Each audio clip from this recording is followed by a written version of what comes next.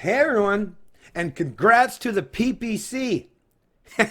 Once again, the establishment media and those political pundits that represent the establishment media, or even some of their political counterparts in the establishment political parties, they all said it can't be done, right? Or look at Eric Grenier, the CBC pollster guy. Oh, the PPC, look at them. And you've seen in my past videos, they showed like Maxime Bernier and the PPC with like such what was it, 1% support, 1.4% support. Like I've said in the past, if you are foolish or naive enough to fall for the political rhetoric, come from those, and why they're doing this is because they're scared to death of real change, because they want to maintain their structures of power. That's what they have become accustomed to, right? They're scared of any potential change because they realize that if that change actually comes to fruition, they're not going to be able to rest or reside on being part of the connected or ruling class to maintain their positions or status, right? No, then they'll have to function in somewhat of a free market type of environment where they'll have to actually provide something of real value for anyone who wants to pay attention or support them. That's why they're scared to death of anyone that's stepping up to challenge them or challenge their complacency, right? Maxime Bernier, he's looking to stir the pot, and like I say, they're sitting in that pot, and they become very conformist and complacent. Matter of fact, they're just sitting back and resting on not even their laurels, but the rhetoric they've espoused and their entrenched power. And they're like, oh man, are you gonna make me have to move? Are you gonna have to make me do something? Yeah, we are. And like I say, the worst thing anyone could do is underestimate people like Maxime Bernier, people like myself, or anyone else who's willing to stand up in defense of their rights, freedoms, and liberty. And personal responsibility. It's always a bad idea to underestimate people with great ideas, goals, ambitions, and the courage and conviction to carry them out. Going to be reading, this one's going to be out of the Post Millennial. It's an article basically touching down on the fact that, all 338 ridings have now been covered. So Maxime Bernier, People's Party of Canada, going to be part of the debates going forward. And this is just one of many accomplishments that I expect to see undertaken by those of us who are standing up in full defense of individual liberty in Canada.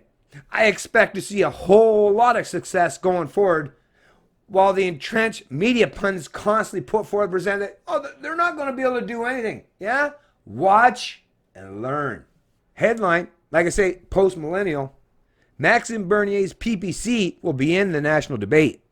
This by Ali Tugva, December 21st, 2018. The PPC have released the following information in their end-of-year newsletter. Operation 338 EDAs. Mission accomplished. After only 3 months, the People's Party of Canada has achieved its goal of setting up electoral district associations in every region of the country. Only a handful of ridings have not yet held their founding meetings, and these are expected to take place in the coming days. Our regional organizers and volunteers have done a superb job managing this organizational feat.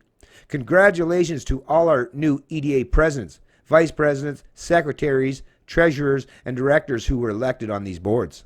With this many ridings and over 30,000 members, the PPC have accomplished what seemed like a gargantuan task, displaying both the capacity of modern campaigns to grow on social media and the potential energy from some in society to support Bernier's movement.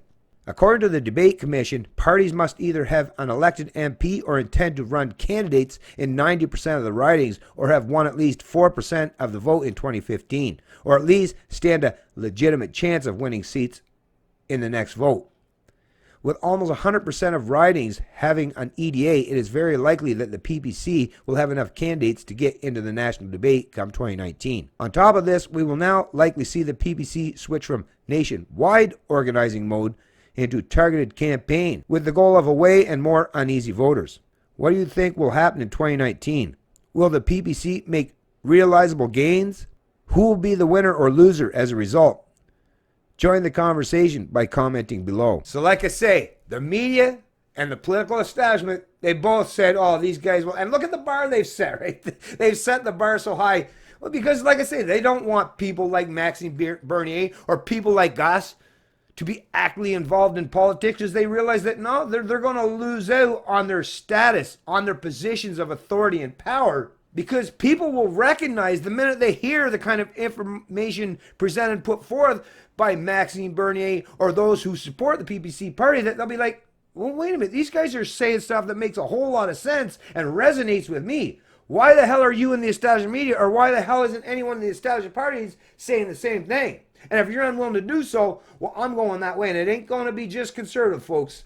No. It'll be libertarians, independents, genuine conservatives, liberals, like classical liberals, like real liberals, based on the definition of the word liberal. And even some of those Antifa people, right? Even some of those socialists.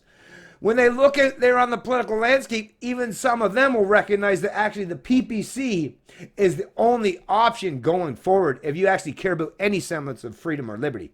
So if you're against big government cronyism or corporatism, which represents a lot of people on that far left side of the political spectrum, then you should join us in the PPC, because we're completely aligned and of the same mindset in regards to your opinions against cronyism or corporatism. True liberty lovers reject all forms of social or economic enslavement. And we don't mince words or pretend that we have to fall or align with one side of the political aisle or the other. No, we're independent critical thinkers. And we refuse to be placed in these boxes or these subcategories. No, our freedom says that we think critically on all issues, whether they're social or economic. And what matters most to us is that freedom and liberty, as well as personal responsibility and respect for the individual, is placed front and center for how we cohabitate and coexist with each other going forward. Go PPC in 2019. You know, that's who I'll be voting for. And I hope and I expect so will a lot of other of my fellow Canadians. And why is that? Because not only is liberty rising in Canada, but it's also very popular.